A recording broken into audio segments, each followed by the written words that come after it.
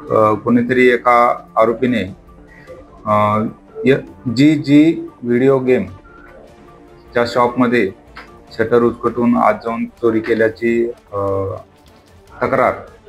तक्रारदार ऋषिश चंद्रशेखर गुप्ता यांनी नंदनवन पोलीस स्टेशनला दिली होती। त्याबाबत गुन्हा दाखल झालेला होता।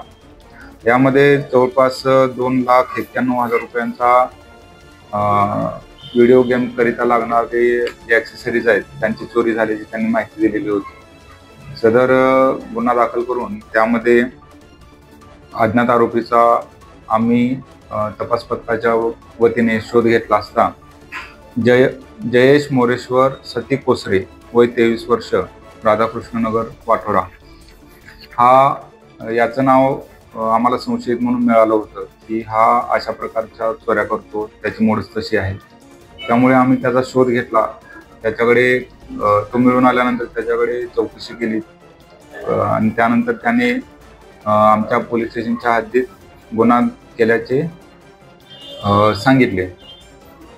त्यामुळे त्यानंतर त्याच्याकडे चोरीला गेलेला मुद्देमाल याबाबत विचारणा केली असता त्याने काही मुद्देमाल नागपूरमध्ये विक्री केलेला आहे व काही मुद्देमाल दिल्ली येथे जाऊन विकलेला आहे असे सांगितले।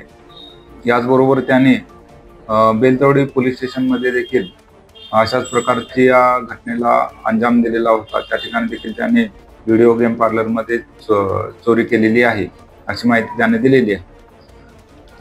यामध्ये आरोपीकडून आम्ही जवळपास 1,65,000 रुपयांचा मुद्देमाल जप्त केलेला आहे। त्यामध्ये ग्राफिक कार्ड 4,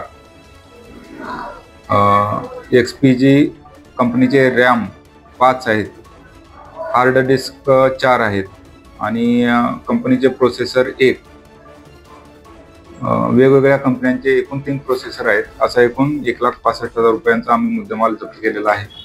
आरोपी सध्या पोलीस कस्टडीत असून आज त्याची पोलीस कस्टडी संपत आहे आणि त्याला माननीय न्यायालयासमोर आम्ही हजर करीत आहोत। सदरची कामगिरी ही आमच्या पोलीस स्टेशनचे तपास पथकाचे PSI श्री प्रदीप काईट आणि त्यांच्यासोबत असलेल्या टीममधील पोलीस हवालदार आशिष तितिरमारे, पोलीस हवालदार संजय वरवाडे, पोलीस शिपाई प्रदीप भदाडे, संजय मोकादम आणि WPC रेवतकर मॅडम यांनी